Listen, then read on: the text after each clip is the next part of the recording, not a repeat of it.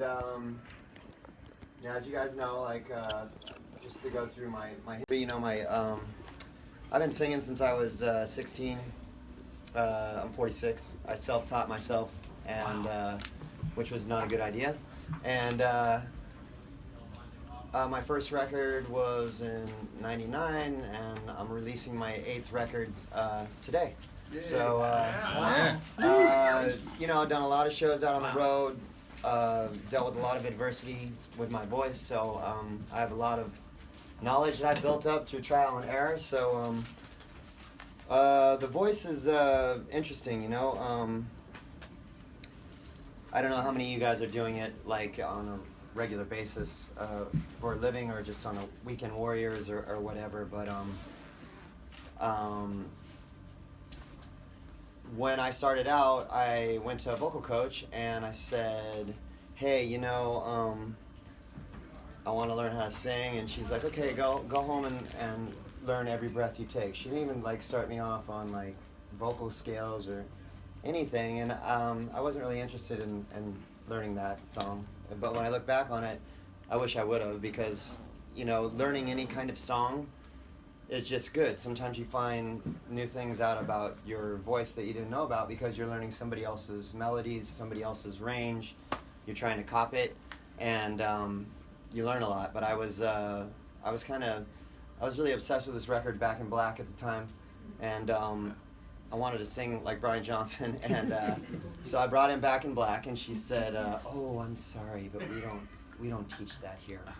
And I said, "Okay, thanks." And that was it, and I just never went back, and proceeded to just kind of do my thing, you know. And in order to get the texture I wanted, I would really put my voice through a lot of unnecessary trauma, you know what I mean? And that was easy to do when you're a teenager and you're in your early 20s. You can beat the shit out of yourself and usually not get into some trouble, you know. But after my first record, I was blowing my voice out a lot. This is before in-ear monitors.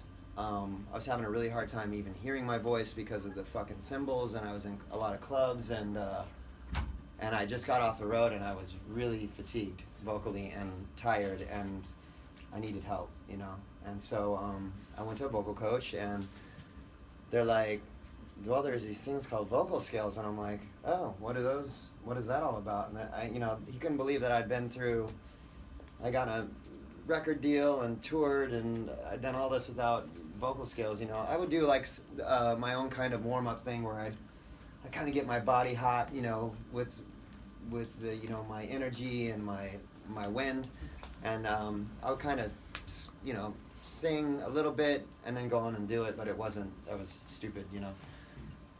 So long story short, you got these two little vocal folds, right? And they just come together and they come apart, and they come together and they come apart, and they vibrate, and that's how you make sound. So like the vocal scales really help you concentrate on technique, and what's great about that is not slamming your voice together with a lot of wind, right? And that's what I was doing. When you're doing that, you're really fucking working overtime. You're doing a lot of damage. And that's how you can get polyps and nodes and all that kind of stuff. And so the vocal scales kind of teach you, first of all, how to sing on key, because they're done with pianos, so piano scales, and so it teaches you how to hit the notes on key, what you need to be focused on, which are vowels. You know, you want your voice to be open. You don't want to be clenching down on your notes, because that's what will cause fatigue and problems and all that kind of stuff. You know, so a lot of the singers that I really liked had very bad vocal technique. Brian Johnson. I was really into, like, all my early records were punk rock records, like Black Flag and 7 Seconds and shit like that, where guys are just like going for it, right? Henry Rollins. Yeah, Henry Rollins is just taking a mic, and it was awesome and inspiring, but, you know, there wasn't a whole lot of vocal technique going on. So I had a lot of bad habits when I finally got to a vocal coach, and I wasn't very open-minded at that point either, and so I had to really learn a lot, because I was at a point where I didn't want to keep doing what I was doing, because it was physically taxing on me, you know. And so I figured out how to get more out of my voice by using less wind and less energy, which is what you want to do, you know. So if you study, like, that's why I like to really watch pop artists sing, because most of them are very technically sound, you know.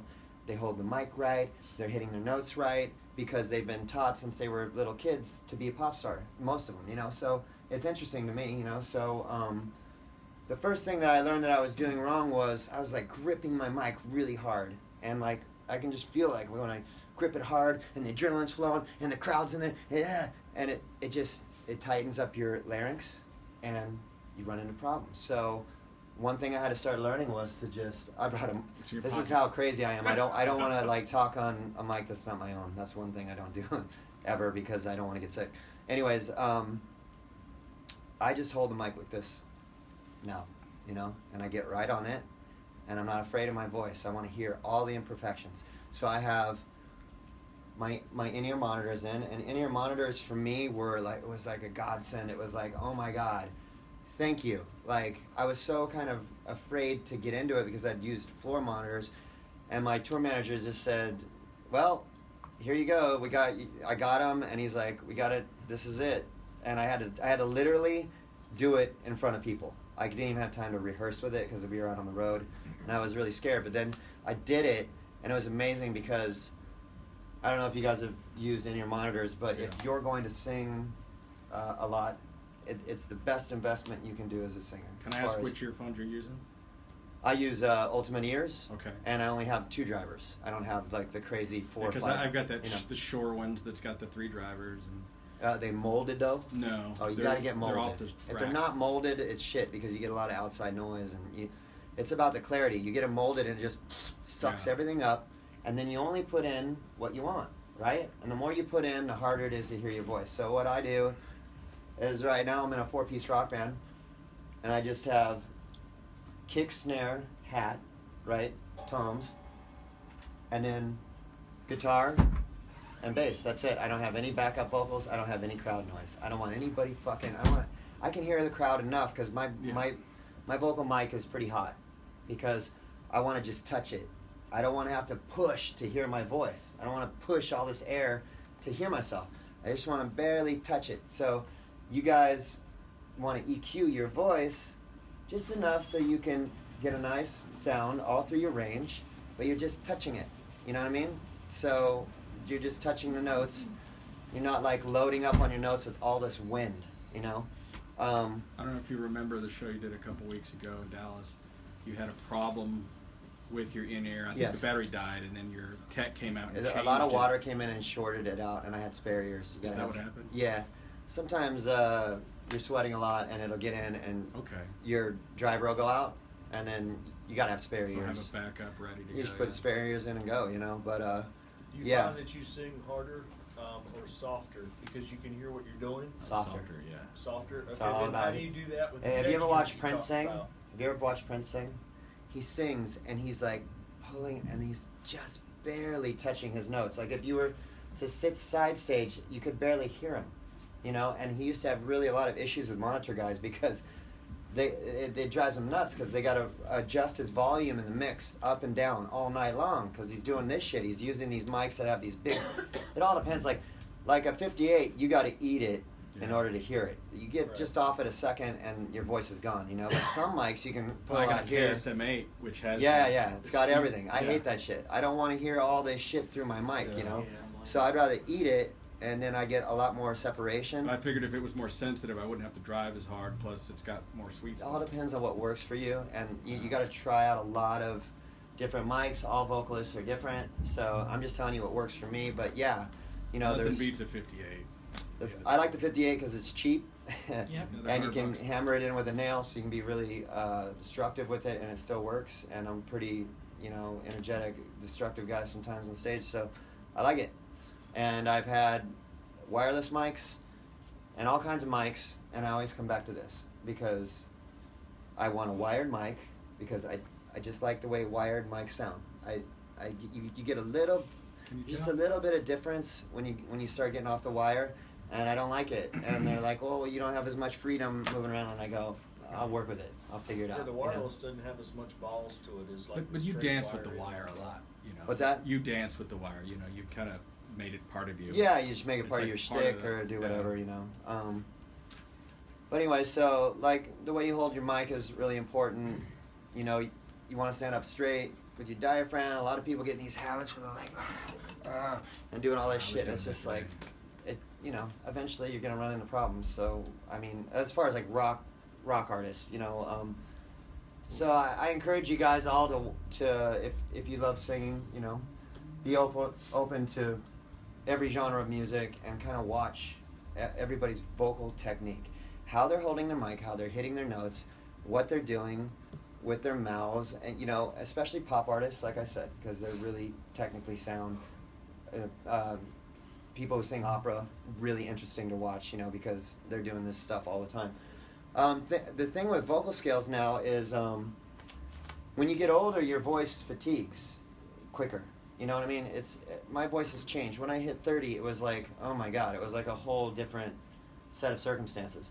So I had to work a little harder, and I started figuring out, like, through my vocal coach, like, you should do vocal scales on your days off. And I'm like, what? And he goes, yeah, just because he calls doing vocal scales vocalizing. It's not singing. And he's right. It's not singing. So on my days off, like before I came here, I did vocal scales because I do them every day because I'm singing all the time. When I don't do them, it's a lot. I can tell that I don't have the flexibility. My voice gets more fatigued quicker. So I just do it every day. You know what I mean? It's just part of my life until I'm not going to be a singer anymore. That's what I'm going to do.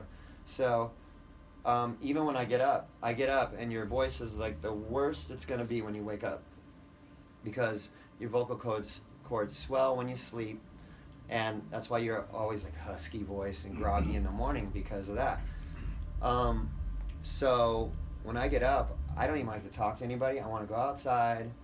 I want to just I just hum, kind of get my voice to just kind of get all the phlegm off my voice and all the, you know, the morning shit, and then finally I can say, hi. You know, I don't like to talk to anybody in the morning for a good half hour anyways, but like everybody knows that when I go on the road, you know, but that's that. One thing that was never taught to me that is like what you eat is really important to singing. I was about to ask that, if you had any rituals or habits as far as things you drink or eat. Huge problem with people who sing a lot is acid reflux, because we're always using our diaphragm, right? And some of us have really bad eating habits, like we eat a lot of, you know, pasta or stuff with, you know, spicy foods, or, you know, red sauce and all the good stuff, the fun stuff, you know. Me personally, I can't operate like I have a crazy situation for singing, which is I don't drink any cold beverages. I don't drink any carbonated beverages. I don't, when I'm on tour, I don't eat any red sauce, spicy food. I don't eat 2 hours before going to bed. You know, all these things create problems, and they're gonna fatigue your voice if you have all this acid sitting in your throat while you're sleeping all night.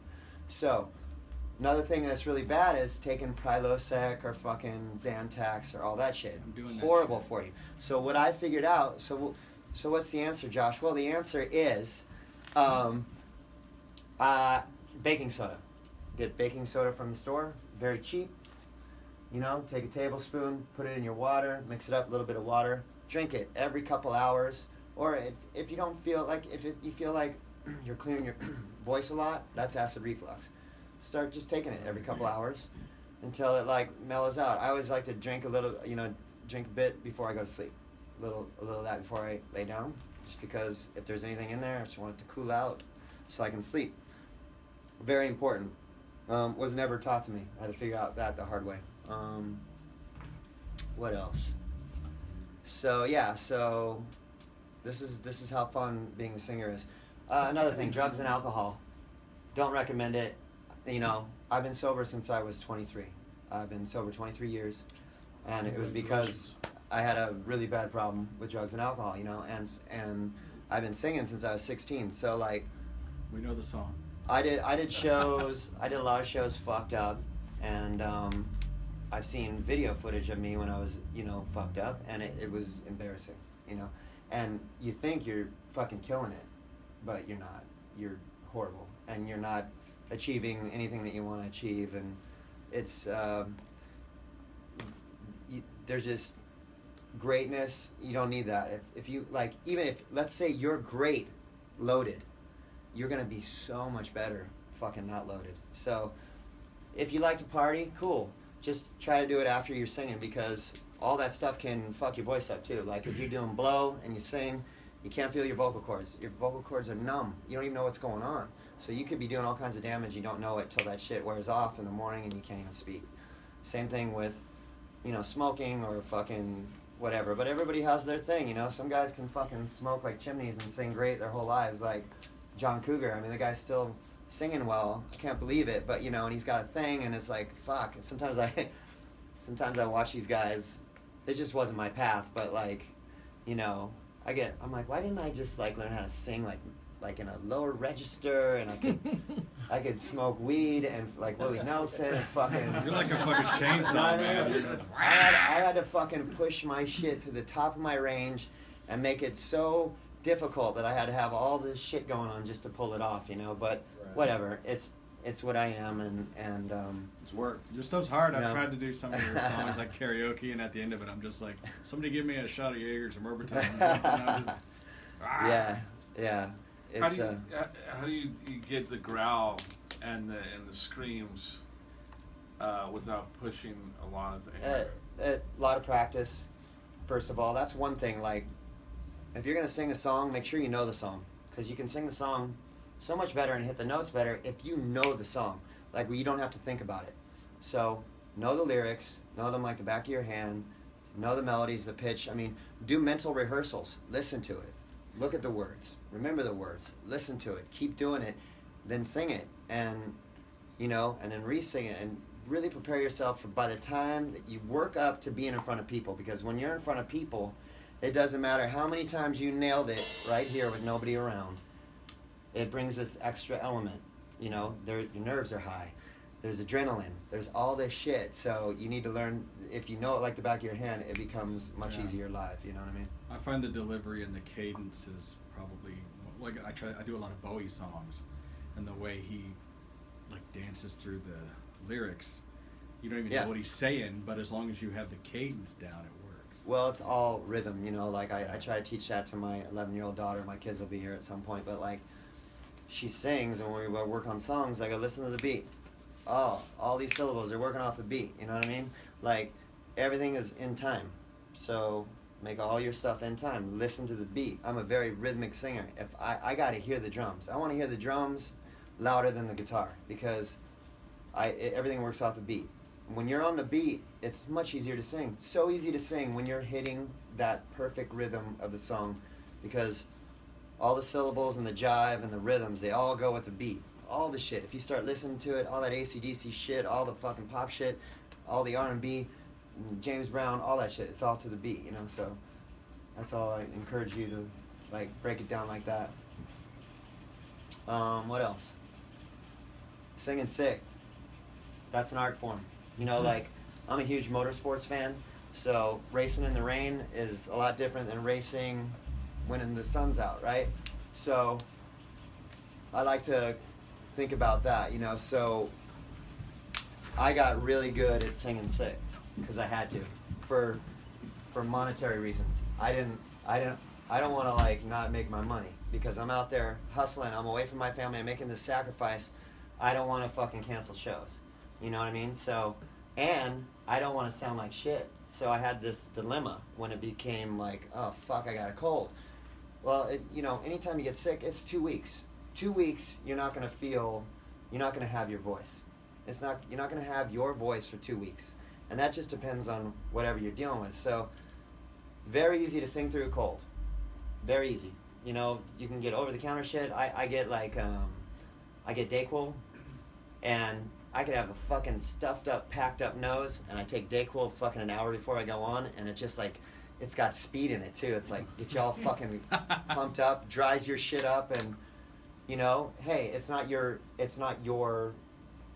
voice that you're comfortable with, but you can deal with it, right? You can get through a show, and you can do it well, and nobody knows. And one thing I like to tell people is, if you're sick, don't tell the audience you're sick. Just don't, because Don't make excuses. Yeah. they're there to have a good time. A lot of them are fucked up. That, you know, they just want to fucking get away from their situation. Some of them, this is all they got for the month. You know, they got this extra money. They've been wanting to see you for a fucking month. Don't tell them you're sick. You know, I learned that from a tour manager a long time ago. Like and I'm only telling you this because I've done it. You know, and he's like, hey, don't tell people you're sick. Is just no, you're there. You're putting on the show. Once you get on that stage, that's it. And I go, thank you. You know, I didn't know that. So he's right. You know, you're there, man up, and get through it. And let me tell you something. I've been in Europe, getting ready backstage, thousands of people warming up, and all of a sudden, occasionally I get migraine headaches, right? And I don't know if you guys have ever had migraines, but if you have, you get this fucking crazy shit in your peripherals, right? And then this massive headache. And when I feel it coming on, like, I have to have Advil on me at all times. So I felt it coming on, and I'm like, fuck, I've never had that situation before walking on stage. So I popped 4 Advil, because that's what I do whenever I feel, if I can get it when it's doing this shit before it gets fucking really gnarly, if I just pop 4 Advil, then I can muscle through it. But I went on stage, and I figured out, like, when I did that, I do, we'll talk about exercise, but I do boxing exercise. So I got myself sweating before I went on, like sweating, so that all this oxygen rushed to my head and everything, and so I didn't have like this massive headache, and I did the show, and it was like, I was like, oh, put that in a fucking bag of tricks mentally, you know, like, I can do that if that ever happens again, you know. I go through all this mental shit. One time I got a migraine when I was on stage, started vomiting after when I went off for encore, because it was like, literally, like, it felt like a fucking, like, after it literally, I walked on stage, one song started coming on. By song 6, it felt like there was a fucking sword going through my head. It was so fucking painful, but finished the show, and that's that. So that was brutal. But anyways, back to, like, being sick. I'm talking a lot, but I've been on stage with bronchitis, with fucking strep throat, with a full-blown cold, everything. Hopped up on antibiotics, everything you can think of, and I've gotten to the other side 70% sometimes, 50% sometimes, but gracefully, and got through it, and people were happy, and I fucking hated it, and I went to sleep, you know what I mean? But you can get through it, you know? I just saw this thing they were talking about, if you get like a ear piercing, have you seen that article? It's a thing about people with migraines, and if you get like this part of your ear pierced, it's supposed to make it go away. I don't know. I saw it on like 2020. Look into it. But yeah, it's some kind of crazy I saw shit. something else that said that actually it only works for a few months, and then they come back even worse. Really? Yeah. But yeah, okay. I don't have them a lot. It has to do with a lot of like stress, and occasionally I will abuse caffeine. So. Yeah. Anyways, what else? What else was I gonna do? I'm not a singer, but I've seen you perform a lot, and other singers. You're always running and jumping up and down and dancing. How do you maintain? How do you keep your breath? Because I know when I work out, I can't. I wouldn't be able to sing. So Right. How do you do all that and keep your breath? Yeah, it's about, like, that's a great question. When you start singing, you dedicate yourself to your craft, and that's what I like to think. It's my craft. I am my instrument. So you got to think about that. You got to think, like, if you were a guitar player, you would practice your guitar every day if you wanted to be great, right? And you would tune your guitar before a show, make sure it was perfectly in tune. And that's the same thing with, you got to prepare yourself. You got to work up to the show. You take all these steps before the show actually happens. You know, that's what you have to be aware of. So to answer your question, every day I work out. I work out on show days 30 minutes, but I go hard 30 minutes, where I'm resting no longer than 40 seconds in 30 minutes. And then a lot of it's cardio, push-ups, sit-ups, boxing, you know, the jumping rope and stuff like that. So whatever you like to do, but getting cardio for a singer is like so important because you're using your wind to hit your voices, your notes, you're using your wind to move around to entertain an audience. And like she was saying, it's like, what I do is I try to, and I learned this from James Brown, like watching James Brown, like he does it, he's dancing all the fucking time, bam, he's hitting it, boom, and then dancing, and then hitting a note, boom, boom. I love the way he set up his career because it's perfect. He hits a few notes, and then he lets his voice rest, and he dances, and then he hits a few notes, and he's setting himself up to win, and I never did that, and a lot of pop artists aren't doing that either. That's why they gotta run fucking tracks live, because they're not setting themselves up to win. They're going in the studio, and they're running a vocal through the whole fucking track. They got no fucking, yeah. There's no rest, there's no musical interlude, there's no fucking breath, you know? And so James Brown did it right, but what I try to do on stage is like explode and then get back in the pocket and, you know, do my verse, you know, and then explode on the sections and then try to get like musical interludes and pick up my tambourine and use that as a situation, you know, and just do whatever you can do, you know, learn how to dance, learn how to speak to an audience, be spontaneous, you know. There's nothing worse for me than watching a guy every night say the same shit between songs to everybody. Are you guys feeling good tonight? Can you raise your hand or make more noise when I raise my hand? Some bullshit like that, you know. I like to try to just be like, work off the cuff, you know, kind of know where I'm at. Spend the whole day going, where am I at? What's kind of the history of this place? What's going on around here today? Like, I'm in Wisconsin. They got fucking potatoes or whatever. I'm not saying that's the thing, but I'm just saying, you know, try to get a little information about the place you're playing so you can jive with the audience a little bit. You know, that's what I try to do. And that's it. Any more questions? How has the you mentioned stress? You know, how has the industry, the record industry, and how music's gone affected your stress and the career? Because it's a bitch, you know. Well, it's, if you say it's a bitch, then it's gonna be a bitch, you know. So I don't like to put that kind of shit out there, you know. I like to just come back to passion. I didn't start this for all that shit, you know. You say that in the song too. I didn't start this to fucking please some corporate fuckhead who's not out on the road doing what I'm doing, you know what I mean? So it's a fine line between artists and industry. You gotta just know that they're on their side and you're on your side. And they got a situation and you got a situation. And if you can understand that, you're gonna be fine. But they come from a school where they think they know about music and they think they know what's going on and they wanna be a part of this piece of shit's life, but as soon as they're not making money, they don't give a fuck about you. So as long as you can just be okay with that and know that they're just a bank and that's it. And if you look at it like that, it's just a bank, because that's all it is. It's a bank that it's really your money. You're taking a loan from somebody who can kind of get your brand out there and get it going, and then you got to hustle to make your brand blow. You know.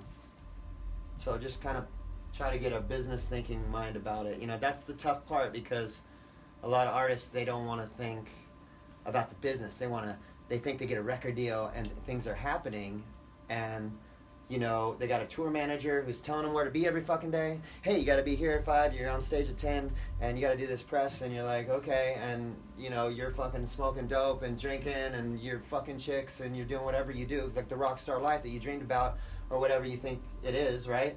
And then you come home, and you look at your statement, and you're like, fuck. The manager's getting this, the fucking label's getting this, we're unrecouped here, and fucking, where's the money, you know? And so I had to pay for the deli tray you didn't.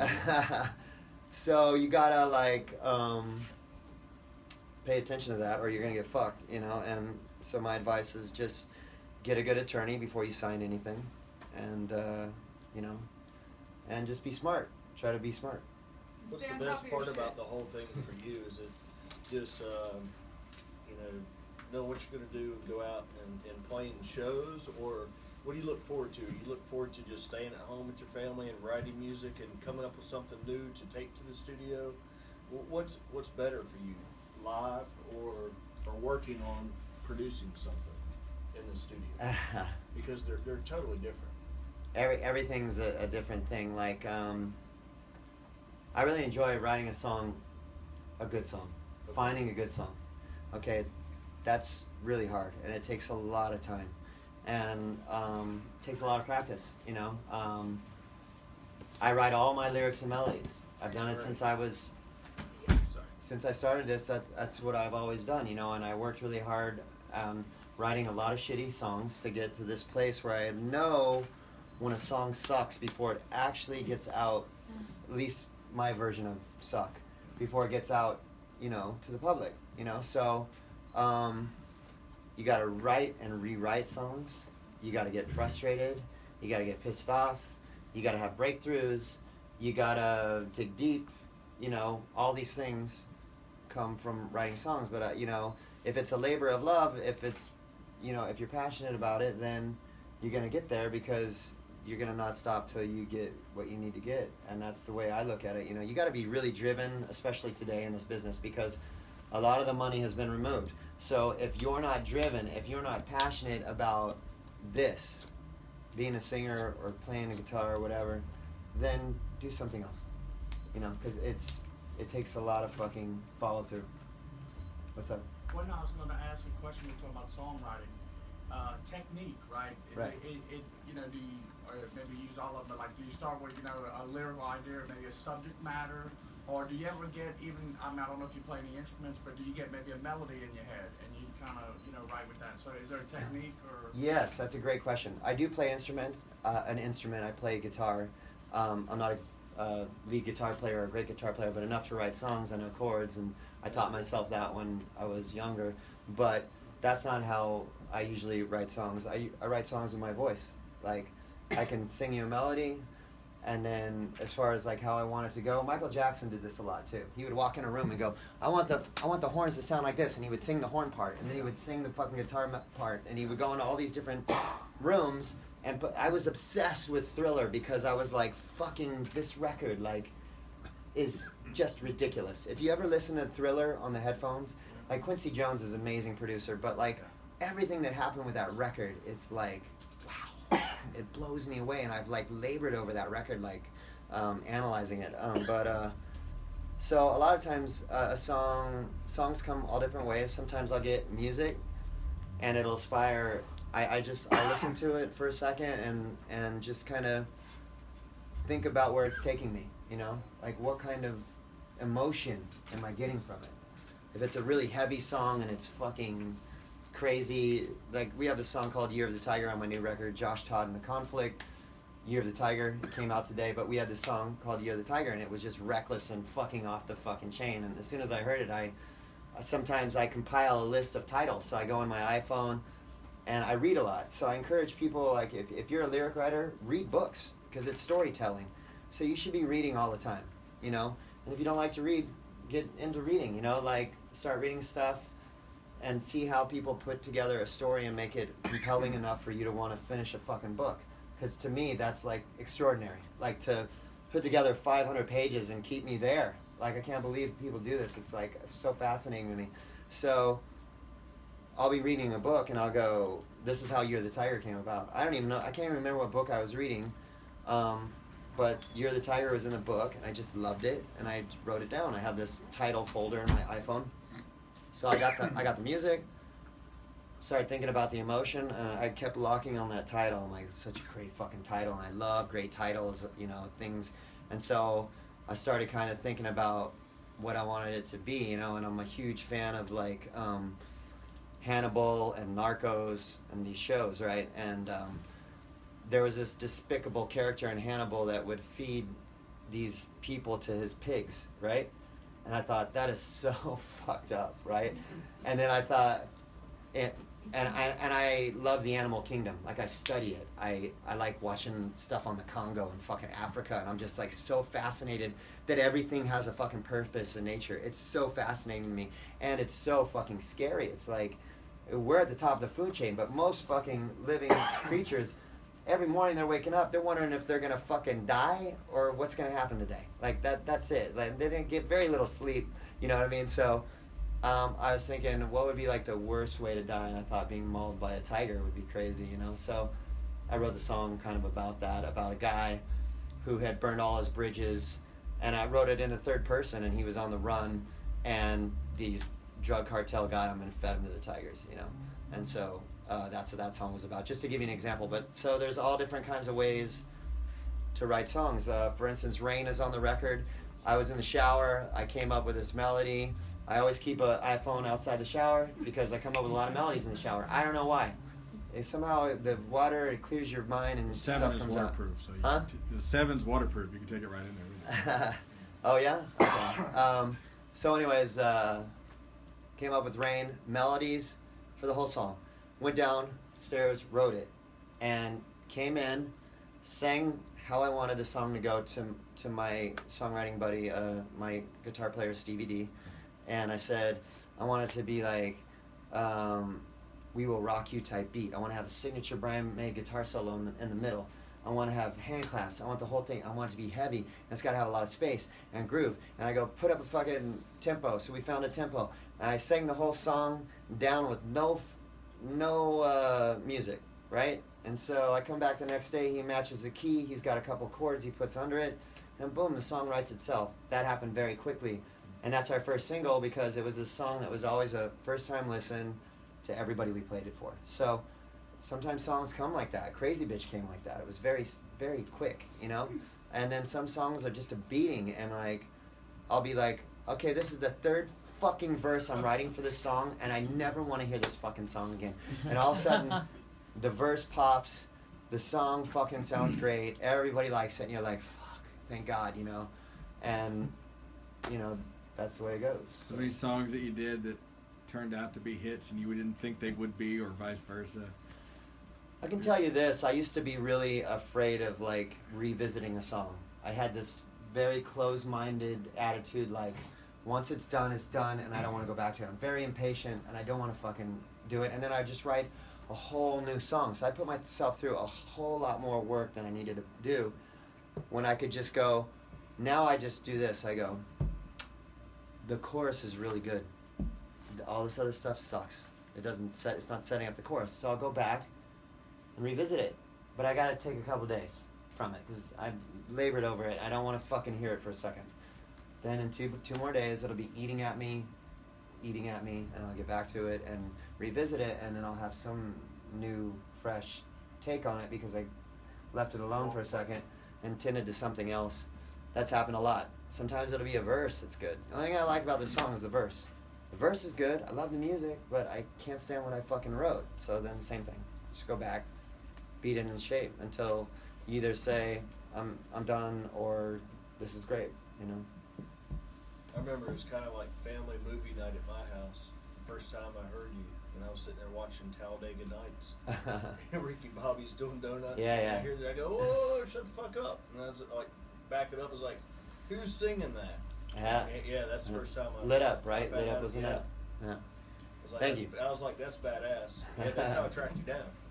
Yeah, it was fun. That song we wrote real quick. I came in the rehearsal room, everybody's It is playing Lit Up. groovy as shit. I was like, this is It's great. awesome. I just started scatting that melody, recorded it. I always have a recorder with you.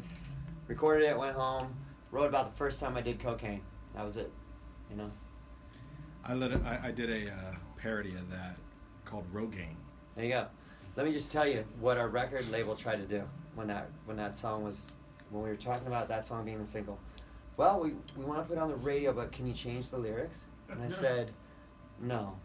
And they said, okay, well, can you have it say like, I love the Coltrane, I love the, and I was like, are you they were serious, like really serious. And I go, Well, that, like Hey, they won't play that in a casino. it got all the way down to they were doing research on how many times cocaine was said on the radio, and we found out that Eric Clapton had some cocaine in his song and that it was played a lot, and that was enough for them to go, okay, we'll go to radio with that. And it was like Smoking whiskey, drinking, you know, thank God, you know. Same thing with Crazy Bitch. They made us try to ruin that song, you know. But it's a staple at all the titty bars now. You know, if you would have caved in or they would have edited that, because I mean that's. I wouldn't be here. You know, It just that's what would happen. No one would have related to it, and you know. But how'd the connection get made with the movie? I mean, did they hear the song, then call you that's or like, the management up and this say, hey, is can we use this? I don't know how that song got placed. That's what Okay. you're talking about. So, I had a publishing deal at that time, Okay. where your publisher comes in, they take a piece of your publishing, they give you some money, and you're like, all right, I'll do that, and then you don't see that money for a long time. But anyways, publishers they get these songs and then they place them in movies, TVs, and Okay. so that was like a nice surprise. Okay. I don't know if it was the publisher or DreamWorks did that, but yeah, Cool. yeah, it's awesome. First of all, thanks for being here. Thanks. Love Yeah. your voice. Love, you know, My all pleasure. the stuff you've done. I love talking about the voice because Cool. you know. So I'm not a vocalist. This is my son, and he's Oh, starting to sing cool. more than I am. But a lot of the stuff we're listening to is like, this is kind of a random question, but it's, you know, the Swedish death metal stuff. Yeah. And what I wonder is, because you're such a great vocalist, do those people, like, do you see that they actually sing if it's like an arch enemy or a? No, they're those singing bands, through or- those processors that make them sound like the Is devil. that pretty much right? the way it works out? I mean, that's what I've seen with them. There's some people that can do that, and I don't know how they do it, and Okay. they don't hurt themselves. But Yeah. That'd be I I don't always know. wondered what good singers thought of those singers.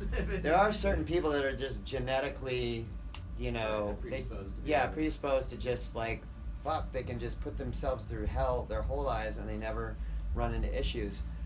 Just, you know, not the case with me. I have to really work on it, you know. And most people that are doing it this far long, you know, they have to work on it because it gets weaker. Are you from here? I am Do you born and live raised in California, Southern California. Okay. I didn't Orange know County. that. See, Yeah. I found out that you were at the, you played with Nick Mayberry and some of the other guys that did Lit Up over here on the other side last time you were here. Oh yeah, yeah. Yeah, see, I didn't know you were here. I would have come out. Oh yeah. Just for you. Because, Oh. I mean, to me, you're like, Valerie. you watch a lot of, you know, concerts, and on stage, you're like the most stripped down, raw, real rock and roll version of, I mean, it's real. Yes. And so, I mean, Yeah. that's what attracts me. I to didn't you. recognize him with his shirt on. I don't know. I took my 60-year-old dad to watch you in the pouring rain at Carolina Rebellion. Everybody talks about that show. And like, he's actually almost 70, but he came walking up that hill. It was like pouring rain. They had the leaf blowers out there on the stage while you were playing, Yep. just to see you didn't slip. Yeah. My dad was out there and he goes, "Man, that guy's awesome at the F word." That's all he said. He said, "Man, he's got it down pat." this show he's speaking about, the Carolina Rebellion, was this giant festival, right? And a huge rainstorm came in, and all these bands wouldn't play live except like there's a handful of us, you know. And we went up there, and it was just like pouring rain, and we were fucking, you know, doing it. And like to this day, I have people bring that up, you Yeah. know, that aren't even in, you know. A lot of bands. Yeah. missed That stuff out, man. sticks. I mean, Yeah. you got up there, you did it. I Yeah. saw I mean, it was Tesla hammering play in rain. South Dakota at Sturgis in a windstorm, Yeah. and their fucking amps blew over, and the techs are trying to hold the cymbals, and they're like, "Fuck it, we're playing," and it was like a, I was like, I got so much more respect for him after Yeah, that. he was because- playing, and the guys were out there with the squeegees on the floor, taking the water off the stage, leaf blowers, everything. I mean, he was just kicking it. Well, thank you Yeah. for keep doing it. 'Cause I Good don't know how many job, times yeah. I've seen you so many times. I saw you in the little when you did the club thing in Long Beach to Yeah. to where you guys are, you know, where you're at now. The 15 album when you played before Steel Panther or whatever they were back then. You're still amazing, dude. You're Thank still you. out there killing it, and I really appreciate it. And even hearing what you're doing for yourself and putting on your vocals and stuff. Because I wonder how the hell you do it. Because you guys are road dogs. You've been out there Yeah. for so many. You know, God bless you for keeping out there. I'm looking forward for the new album, and you know, I'm a first day buyer of all your stuff. So Thanks. thanks Oh, very man. much. Yeah, thank you. Thanks very All much. right. For keep doing it. Hell yeah. Do you ever get sick of doing the hit songs? Like, fuck, we gotta do that song again. No, I try to like, you know, make them interesting. Like, you know, I don't know if you guys have seen us live a lot, but we'll do like an 8-minute version of like Crazy Bitch Yeah. and a lot We of did a little- vamps, and sometimes we'll go into like, you know, little, you know, Keep it do a interesting. medley of stuff and I always thought that was so you could see what all the audience was doing during that song. Well, you know there's everybody's some waiting crazy for shit. it. You know, all the chicks, everybody's just Yeah. they're like waiting for it because you know if you do There's it. been then- a lot of nonsense going on during that song. For sure. Yeah. It's like, you know, that and Girls, Girls, Girls are the two best titty bar songs. Right there. That's cool. I'm glad to be in that mix. That's rock and roll Song right is there. partially responsible for us being together, man. Yeah. It's great. The bathroom version of the video, that's the shit. Oh yeah. I made music videos Yeah. for 20 years, and I was Oh, like, cool. man, I wanted to do. Hell yeah, put out a stripper song, and I was like, dude, I kept trying to get them to do it. I go, let's do it, sort of like this crazy bitch video. And they're like, no, we'll never get it played anywhere. I was like, dude, fuck TV. It's a hit on YouTube, and that's where the world is now. Yeah. It's a different world though. Like what It's a whole what different- kids are you know. I just think the society has gotten really sensitive. So you got to be very very Oh, careful. yeah, You know, right. people are really sensitive, which doesn't cater to my style of things. So you have to be really careful. But you know, a lot of great rock records just came out. I'm like really excited about rock again. Like I really love the new Manson record and Prophets of Rage, and you know, it's a fun little time right now. For sure. Good. Helps to be inspired, I guess. Absolutely. Get some other stuff out there too. Yeah. So what are your plans after? I know you got the show tomorrow at the Roxy. After that, you playing locally, or Oh, shit. what do you got going on? We announced a tour. I didn't know We're that. just getting the routing finished up, but mid-October. Are you playing Yep. in the clubs, or are you supporting somebody, or are you going out? Well, I can't say right now, but we're Okay. going to be co-headlining with some other bands, a couple great bands, and it's going to be fun. Yes. Yeah. Well, I'll see you when you roll back through Dallas. Okay. Great. Anybody have any other questions? And am I? I appreciate your time. If anybody has anything for him to sign or want to take pictures, we can do that now, right? Sure. Yeah. Yeah. Yes. Thanks, man. Yeah. Yeah, Greatly thank you. appreciate it. This was awesome.